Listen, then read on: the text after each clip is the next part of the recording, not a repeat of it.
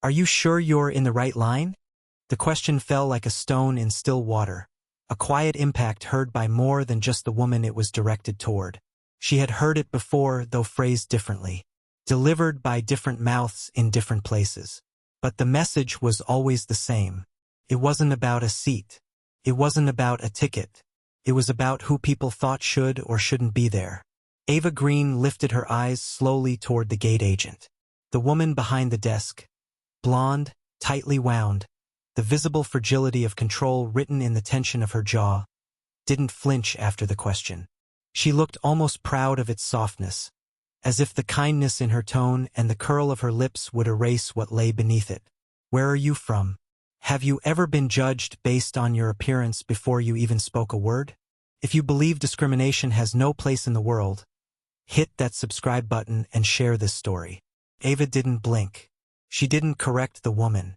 She simply handed over her boarding pass and passport without reacting. Calm, collected. She had seen this play out before. Not in the city, not at this terminal, but in spaces just like this. Places where assumptions gathered faster than facts. Places where people like her were expected to prove themselves again and again. She stood exactly where she was meant to be.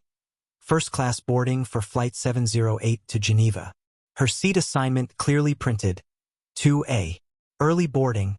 Priority given by her platinum status and mileage earned not through privilege, but perseverance. Yet still, the hesitation clung. The agent took Ava's passport and began flipping through it too slowly. Her movements deliberate. Her fingers hovered over each page with suspicion, regardless of clearly stamped visas and a valid expiration date. It was part of a performance Ava knew well. The scan of disbelief. The silent hunt for an excuse to slow things down. Ava had been here before. Not this city, not this uniform, but definitely this moment. The pause. The pressure. The projection. A second agent approached, called over under the pretense of verifying procedure. She too inspected the passport with an air of concern that grew louder in expression, not voice. And then, almost with a flick, but carefully disguised as an accident, a bend at the corner of the laminated photo page. Barely noticeable, but just enough. The first-class line behind Ava stirred. The rumble of business chatter, designer shoes, and impatient glances bouncing between screens and watches. The gate delay hadn't quite been noticed yet, but that was about to change. "This page looks damaged," the second attendant said. Not yelling but letting her voice carry just enough to be heard by others. A thin smile crept along her face. A smile that wasn't about kindness. Ava didn't speak yet. If she had, she knew the scene would shift. The narrative would change in their favor. Calm could be misread as guilt. Defensiveness even worse. She knew where this game often led. They informed her, politely, that she might not be allowed to board the plane. That they would have to report the damaged passport to airport security. That it might be a forgery. That airline policy didn't allow for such documents to be accepted for international travel. She knew what her passport had looked like when she handed it over. She had just flown into the country a day ago with no issues. But that didn't seem to matter. Not to two women who had already decided that she didn't look like someone who should be in seat 2A.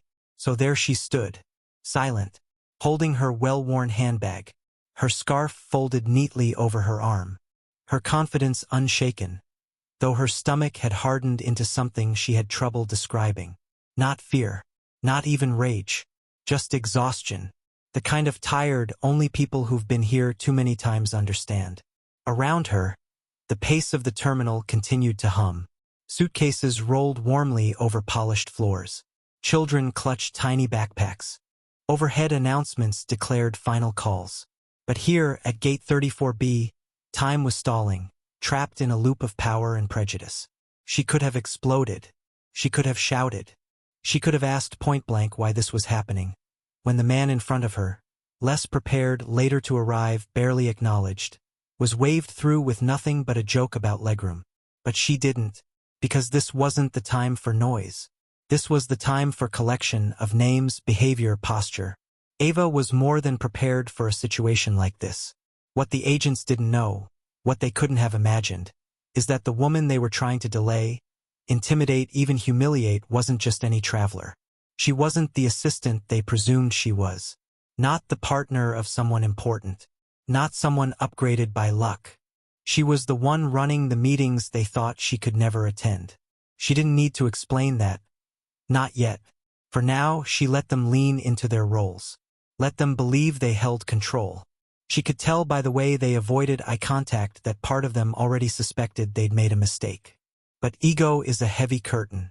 It doesn't lift quickly, even when truth begins to shine through the cracks. The crowd at the gate now started to murmur. Someone whispered about how long Ava had been standing there. Another person glanced at his phone and tilted it to take a video, not out of spectacle but concern. The temperature was shifting. A quiet awareness was spreading. Still, Ava stood, uninterrupted in her silence. She wasn't afraid to speak. She simply understood the power of waiting, of letting people bring about their own downfall when they believe they're untouchable. Another uniformed agent approached. This one older, softer eyes. He looked between Ava and the two women, noting the growing interest of the crowd. He asked quietly for the facts. And that's where it all would begin to come undone. One glance at the passport and the truth would unfold. But Ava already knew this moment wasn't the peak. It was just the beginning. The silence at gate 34B had changed. It was no longer the busy quiet of an ordinary airport line. It was heavier now, stretched thin over growing tension. Ava Green could feel it settle into her limbs like dust. She stood exactly where she was 10 minutes ago. Passport still in the possession of two flight attendants, her boarding pass held hostage by policy, by assumptions, by something much older than either of them were ready to admit. She hadn't moved. Not because she couldn't, but because she knew better. Years of experience as a black woman in corporate spaces had earned her that wisdom. In rooms where her voice could be called aggressive just for being direct, in meetings where she watched her ideas get nodded to only when repeated from another mouth, she'd learned how to hold still under pressure. She knew how to wait. But now, the pressure was turning into something uglier. The gate agents, Rebecca and Lindsay, as their name tags quietly read, were circling around policy. Their words had become less about verification and more about suspicion. Ava heard the phrases trickle through their conversation like water from a cracked pipe. Possible security issue. Travel risk protocol. Tampered identification. Ava knew their meaning. She could read between those lines.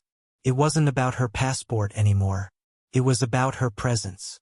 About the discomfort of a black woman standing without apology in a space they didn't think she belonged. It was about control. One of the agents picked up the airport phone, a big, clunky white receiver with too many buttons. She muttered into it, and Ava saw her glance toward the crowd, like she was already planning what story she'd give if someone asked. Soon after, 2 airport security officers appeared, not with sirens or force, but with quiet authority that made the space shift again. One stood behind the desk. The other positioned himself closer to Ava. Not threatening but not casual. This was the unspoken language of spaces that respond faster to assumptions than to facts.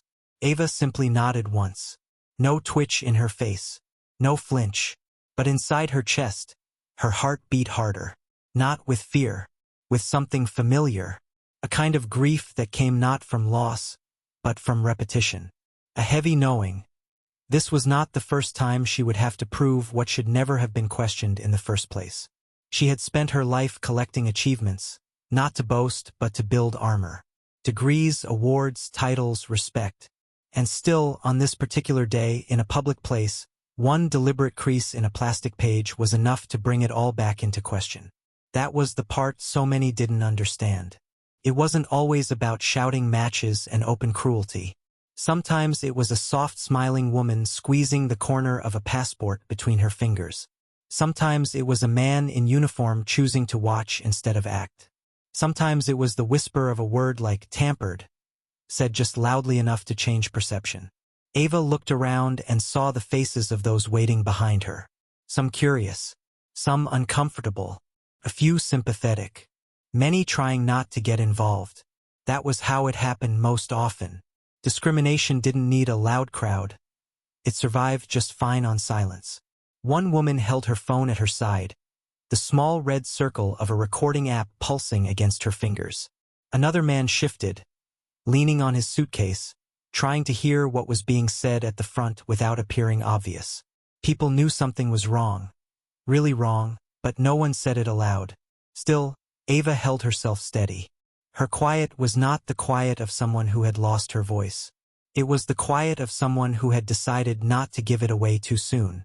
Inside, she was watching, not just the staff but the reactions, the choices, the words people used when they thought no one was really listening.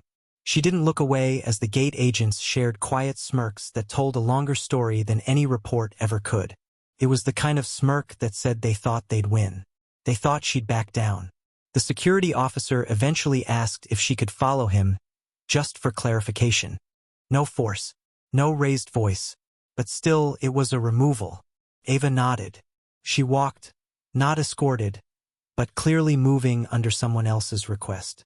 Her luggage stayed parked near the desk, near the people who hadn't yet earned the right to touch it. She was brought to a side area near a series of doors marked "Authorized Personnel Only." Not a room, not a cell, but a space outside the flow of travelers. As if moving her solved the real issue. One of the agents explained they would need to inspect the passport page more closely to verify travel legitimacy. The language became more official with every step away from boarding and closer to detention. Ava's passport was no longer a document. It had become a problem. But even then, she did not panic. She had prepared for situations like this because people like her often had to. In her coat pocket sat a list of contacts. Embassy representatives, legal advisors, a corporate liaison who managed her travel affairs. She never left without a folder of her own backup, photocopies of identification, digital records, alternative pathways out of traps like this. Not because she should have to, but because rarely was there a system guaranteed to protect her otherwise. And still, it stung. Still, it chipped away at her peace, even after the years of knowing how to navigate these moments. Because no matter how calm or dignified she remained, this was one more story that would live inside her. One more reminder that too many uniforms lined up on one side of an accusation, while she stood alone, being asked to justify her own existence. Back at the gate, motion resumed. Other passengers began to board. The flight announcement crackled through the speakers, cheerful and robotic. People began finding their seats, storing jackets, asking for sparkling water, all unaware that a woman was being slowed down not by law, but by discomfort. Not by mistake, but by design. The agents didn't know where she was headed.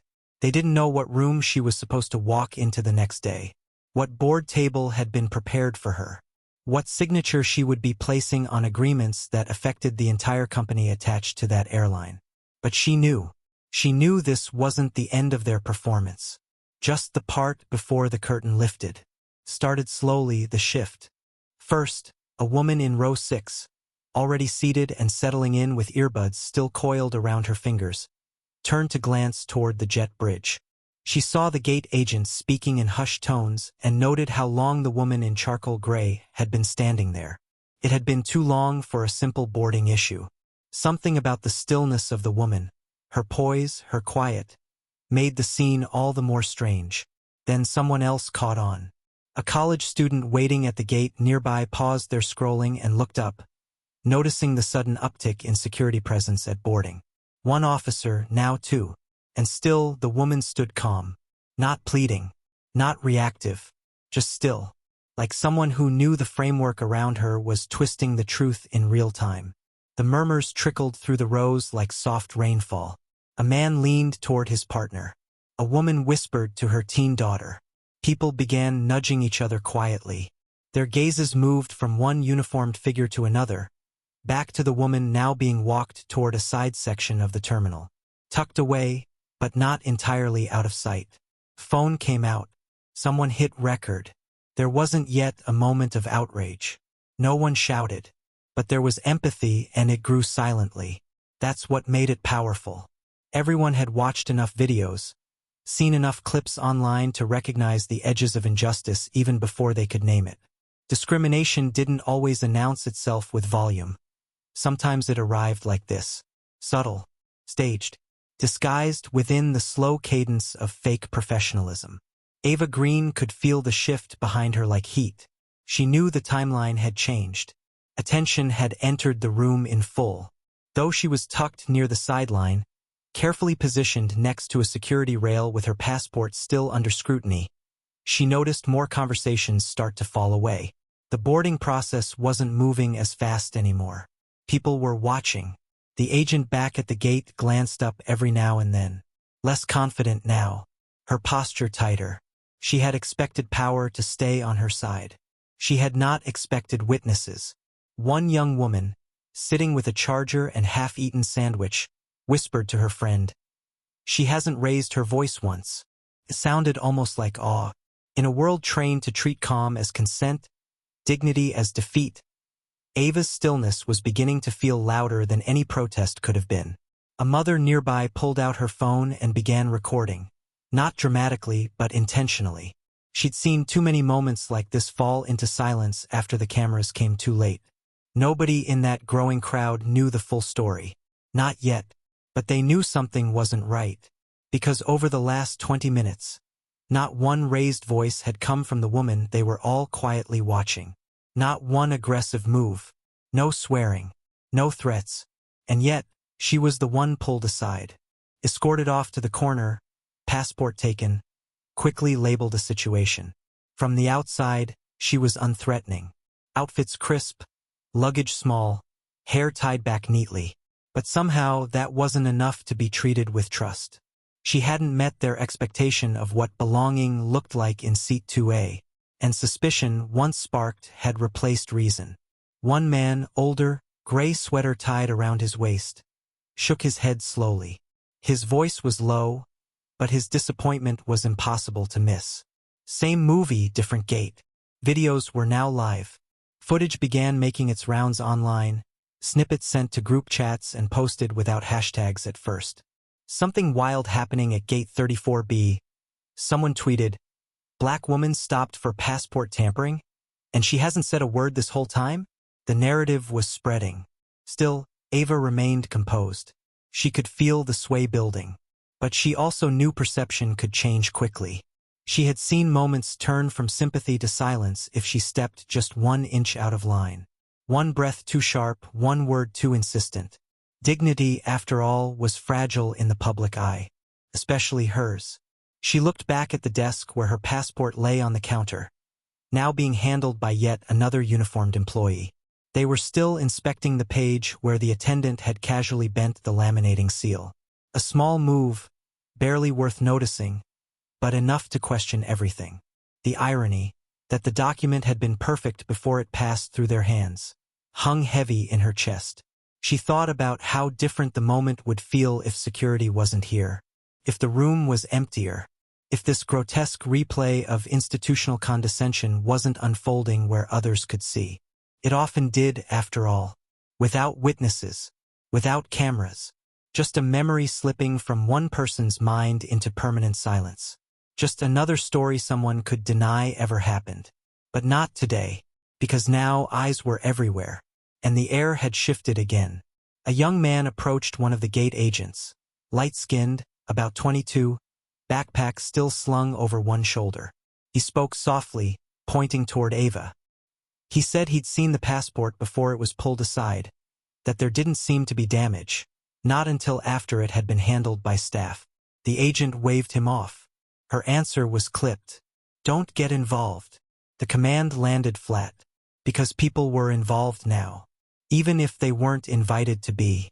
Witnesses watched Ava sit down briefly at the edge of a partition. She folded her coat across her lap, eyes steady ahead. She didn't call attention to herself. She didn't scan the room. But still, she was the center. Not by force, but by truth. The woman who had been treated like a problem was quietly being seen for what she was. Someone wronged. Voices began rising, not in anger, but in awareness. "They filmed that part, right? This doesn't make any sense." Some passengers began missing final boarding calls, too caught in watching the injustice to notice their own groups being called. Others lingered longer in line, hoping to see how this played out. Some even hesitated to board at all. A few looked back over their shoulders as they handed their boarding passes away, as if to say, Will someone fix this? Or are we just going to keep walking past?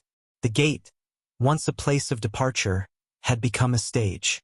And though Ava hadn't asked for any of this, she now stood quietly at the center of something much bigger than a passport.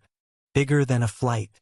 An unspoken protest had formed not through noise, but through unbearable silence. And slowly, quietly, a crowd made the shift from passengers to allies. All it took was one woman who refused to shrink back. The worn leather folder came out of Ava Green's carry-on like it had many times before, gently, deliberately. No rush, no apology, no visible frustration. If those watching expected her to fumble or argue, they would be disappointed. Ava didn't fight storms with wind. She studied them, learned where the cracks were, and calmly walked through them. The gate area had grown quieter. Not because the room had emptied, but because the energy had shifted. The crowd was now fully tuned in. They weren't browsing phones or sipping coffee anymore. They were watching. Nearby passengers, now passengers no longer boarding, lingered with attention that had become almost electrical. Security officers paced more slowly. The flight crew spoke in shorter, hushed phrases. Whispers moved like hands across glass, careful, quick, and wide-reaching. Ava was moving differently now, and people could feel it. She produced the card with care, slipping it from the inside flap of the folder that held her backup documents. Simple. Matte black. No flashy holographic design or oversized logo. Just crisp white text etched into the surface. Dr. Ava Green. One line below in smaller print, Executive Partner, RGM Holdings. Some people around her didn't know what that meant, but a few did. And all it would take was one person to understand the weight of that name.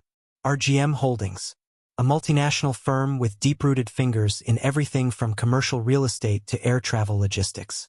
Quiet and powerful.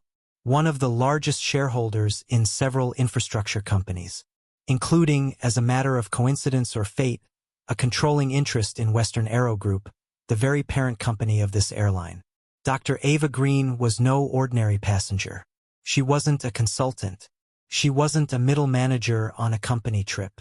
She was a decision-maker, one of the key strategic minds in an investment firm that held the keys to several operations that powered the airline, its terminals, its tarmac services, even parts of its international compliance division. But you wouldn't know that by her posture. Ava didn't command rooms by raising her voice.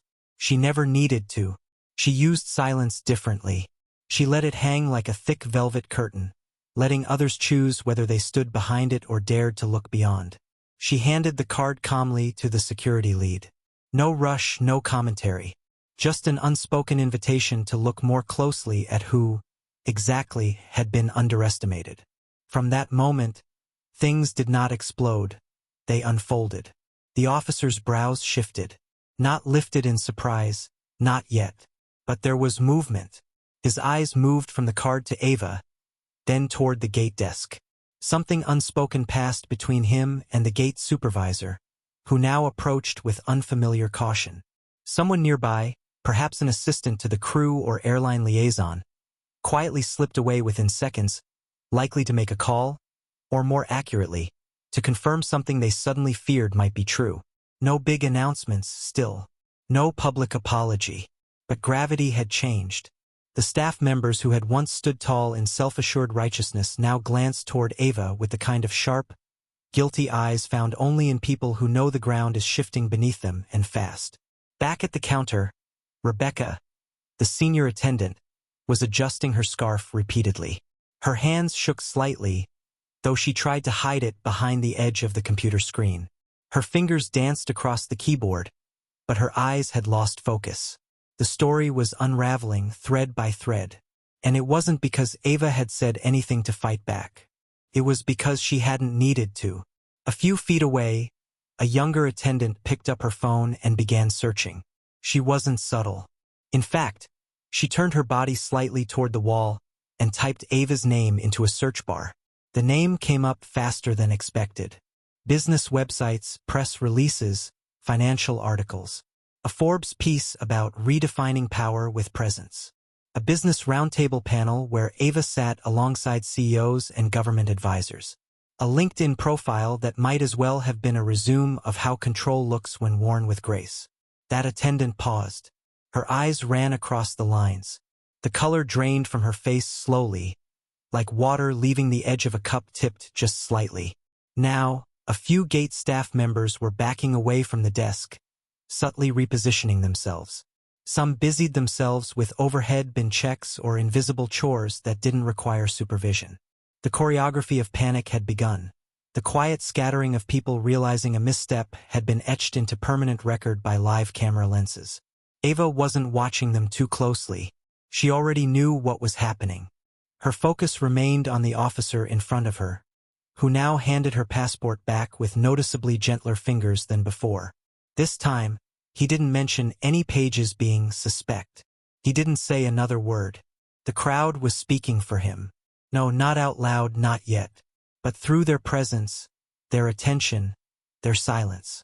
And then there was the captain. He had emerged from the jet bridge moments earlier, with soft authority and a professional calm.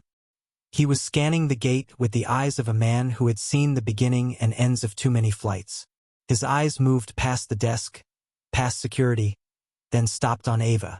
They locked eyes and something changed. He looked down at her card, the one now held by the gate supervisor. His mouth pressed into a slow, thin line. There was a pause, a noticeable lapse, as if his brain had put something together in real time. Then he turned to the attendant who had started it all. Rebecca looked up from her screen, her face pale now. She knew. Everyone knew. There was no need for confrontation anymore. The truth was here, standing 5'7" in calm professionalism, holding her coat across her arm with the kind of stillness that makes everyone else fidget. The person they dismissed, doubted, and delayed had turned out to be someone none of them could silence. Not with uniform, not with lies, not with policy. For the first time in the past half hour, the air at the gate felt different. Heavy, but no longer with tension. Now it was loaded with realization. And Ava? She just stood there, knowing the story had finally turned. It only took a glance. The moment Captain Joseph Hart read the name on the card passed into his hand. Dr. Ava Green, the atmosphere around Gate 34 thickened with an edge of panic. Not the kind that screams, but the kind that lands somewhere deep, behind the eyes, in the space where realization and regret collide. He had seen that name before, not just on a press release or airport screen. He had seen it on the internal acquisition memo sent out by Western Aero Group's executive division, the parent company of the very airline staffed by the team fidgeting at the desk behind him. The memo announcing that Greenross Global Management had officially acquired a majority share in Western Aero only 3.5 weeks prior. And now, standing right in front of him, was the Green from Greenross. She wasn't just a high-profile traveler. She wasn't just a respected guest in a lounge or boardroom. She was now, practically and legally, their owner. The woman who had the final say on board strategy. The one whose signature had closed the $2.6 billion deal. The one who would help decide executive board appointments and long-term operational directions. And yet, here she stood, unboarded, disrespected, dismissed, like luggage left behind on purpose. Captain Hart's pulse began to pound in his throat. But he kept his face still, professional. He was trained for turbulence. In the air, sure, but this? No training covered this. He'd seen people removed from flights before, for raising their voices, for showing fake IDs, and once for physically pushing a crew member. But this woman? She had done none of that. She stood with dignity, intact, controlled. He watched her now as Rebecca, the senior gate attendant responsible for the passport tampering, glanced over, her posture shifting into quiet alarm. She knew. It had clicked. She didn't have the full picture, maybe, but she knew enough to recognize that this was someone she should not have touched. Not with tone, not with hands, and certainly not with intention. What Rebecca had seen as her power, her badge, her desk, her authority to determine boarding standards, had now shriveled under the weight of knowing who Dr. Ava Green truly was. The woman who could not only revoke her job, but audit her entire department. The woman whose presence meant HR wouldn't be the one asking questions. The board would be. And worse than all of that, there were cameras. Dozens. Passengers had been recording since the earliest moments. The video had already begun to circulate online. Clips of Ava's quiet grace under strain, of security surrounding her, of whispered accusations, of the moment when her passport, still perfectly valid, had been suddenly deemed too damaged for international travel. The moment they tried to erase her, politely, but this wouldn't disappear. Not now. Some of the other first-class passengers had pulled out their phones and were searching Ava's name too. Even before the captain had walked up, one traveler had already found her profile on a corporate leadership site and began circulating it to nearby travelers. People covered their mouths. Others widened their eyes. A low hum of disbelief passed along rows like a silent tide. A woman in economy whispered, "That's her? She owns the airline." Yes, she didn't have to say it. Her silence confirmed it loud enough. Ava stood still, calm in the storm she didn't start but would now finish. She could see the fear settling into the crew's faces, like ink dissolving in clear water. They weren't afraid because she'd yelled. She hadn't. They were afraid because they finally understood the weight of what they'd done, and just how little they could undo it now. Ava didn't hold grudges, but she never let lessons go untaught. Captain Hart stepped aside and made the call he knew would end careers, to Executive Services, the elite internal liaison department on the corporate level. He used formal language, incident with high-level equity partner, critical level discrimination reported at boarding, immediate escalation required, risk of reputational exposure and legal review.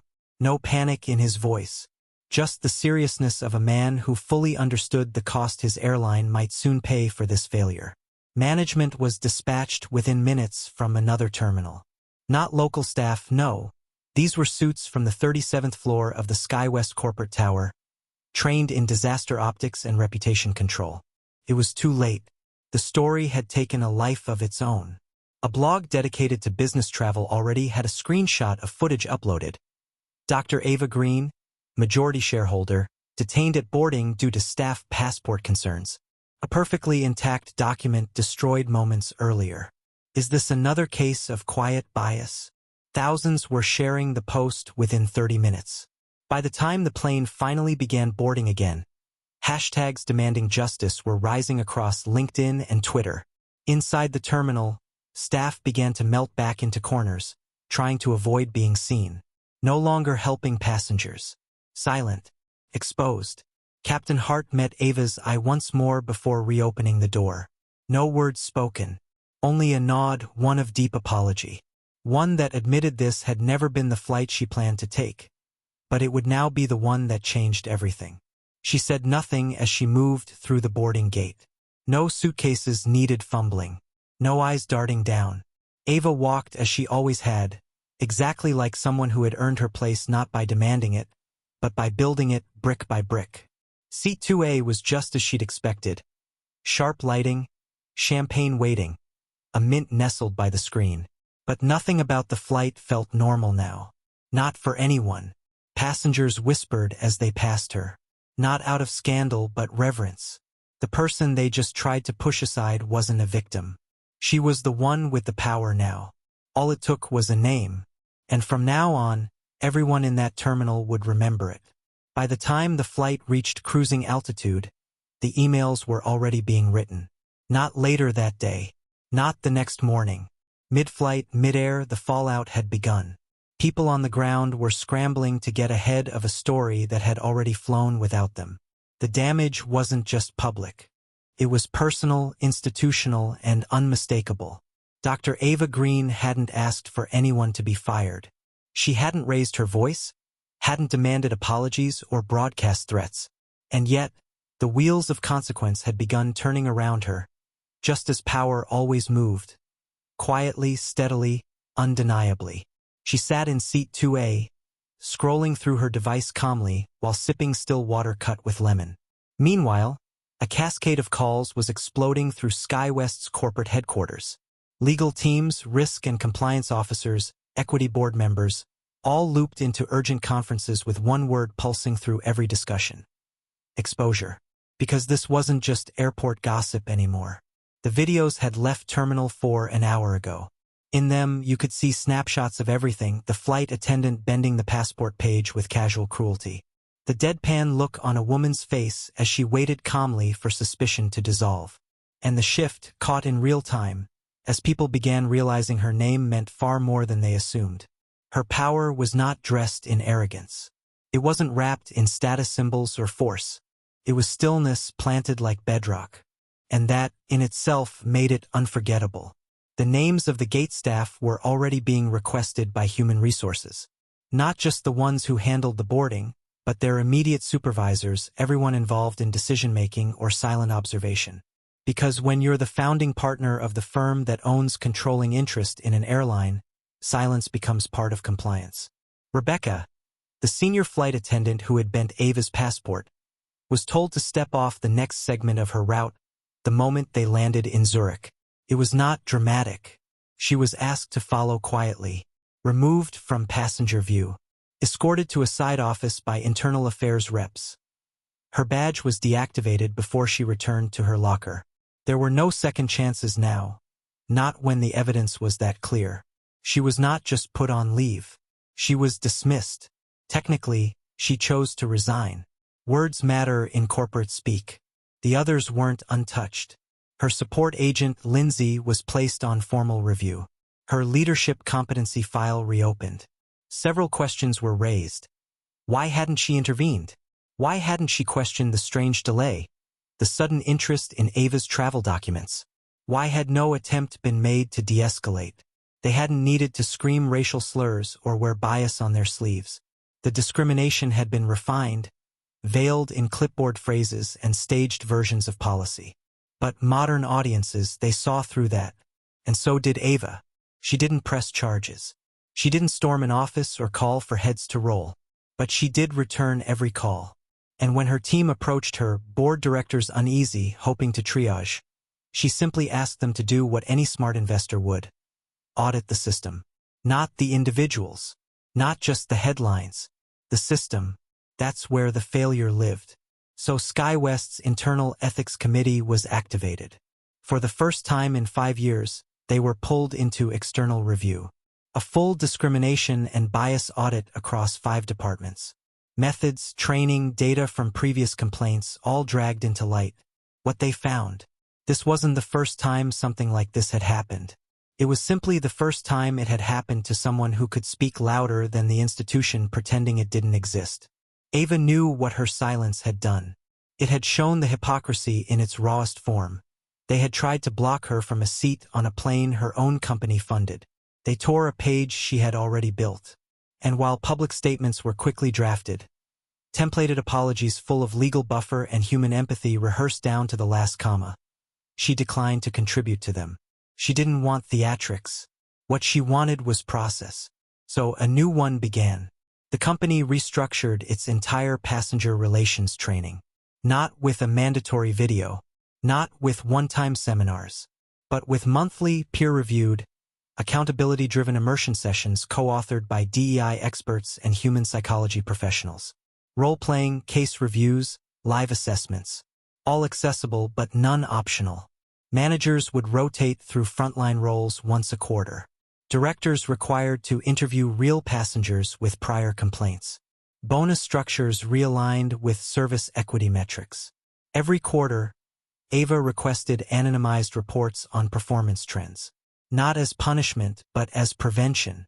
This wasn't about shaming a name.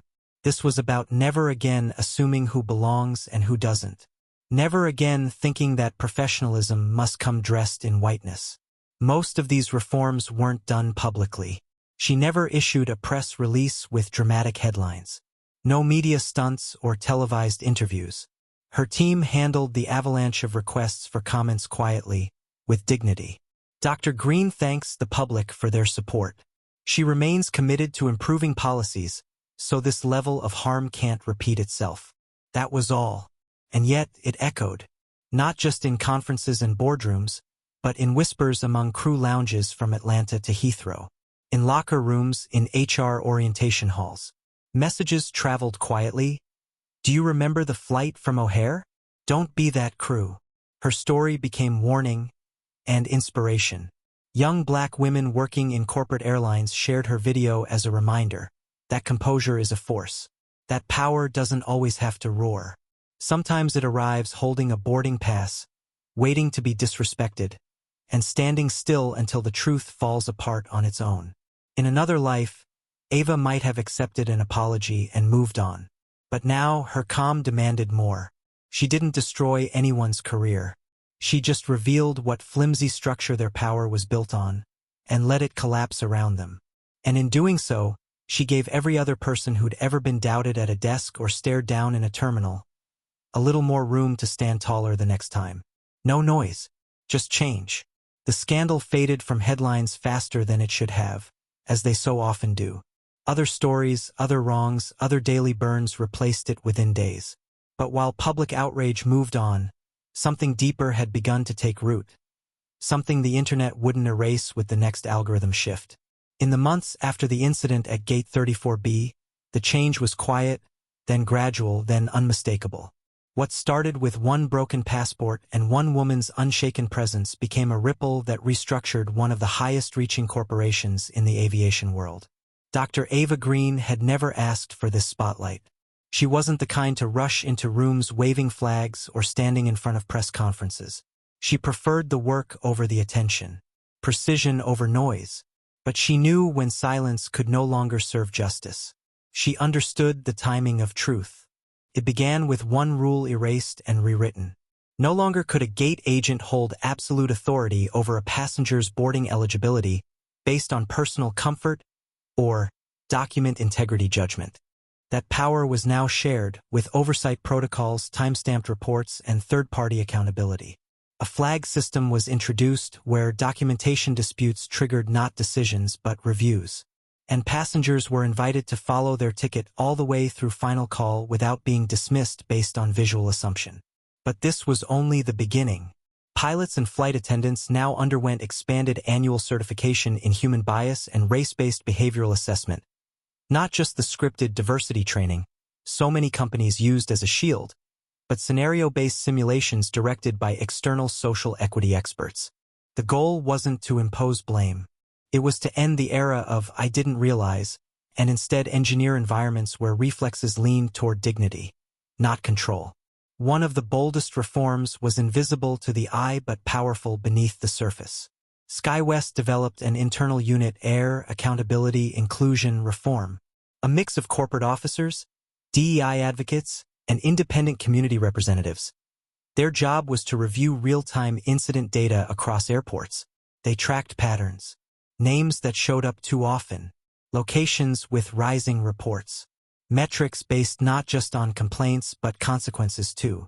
For the first time, corrective action was linked to behavior patterns, not just isolated video evidence. Errors stopped being personal misunderstandings. They became measured accountability points. Ava had no formal title within this project. She didn't insert herself on stage. Yet her influence was everywhere. Policies bore her fingerprints. The vision had her clarity. The stillness she had shown that day at the gate became, in many ways, the blueprint for every correct response. Steady, strong, deliberate. At one annual employee summit, halfway through the company's internal presentation on reforms, a video clip was played. It wasn't the viral footage, not the humiliating one. It was a silent montage. Shots of passengers being welcomed across gates, of agents pausing to listen, of supervisors stepping in with compassion instead of doubt. The clip faded into a slide. 3 words filled the screen in bold gold. Dignity is standard. The edge of the room clapped slowly. Then more. The line between applause and resonance blurred. Not because everyone knew the full story, but because they understood what had been born from it. And still Ava didn't speak. She let the changes speak for her. Some of the crew who had once stood at that gate on the wrong side of that moment never returned to their posts. Not because Ava demanded it, but because the system that tolerated quiet bias had been disrupted. The air was no longer safe for silent prejudice. Those accustomed to acting without consequence found themselves forced into responsibility or gone altogether. Mid-level managers began checking in on their own people more often. Meetings opened with a pulse check. Has bias appeared here? Where can it hide? Because once a system is pushed to see itself clearly, there's no way to go back to pretending. The damages paid to Ava were significant, though never publicly stated. But instead of personal gain, she redirected the entire settlement into something larger.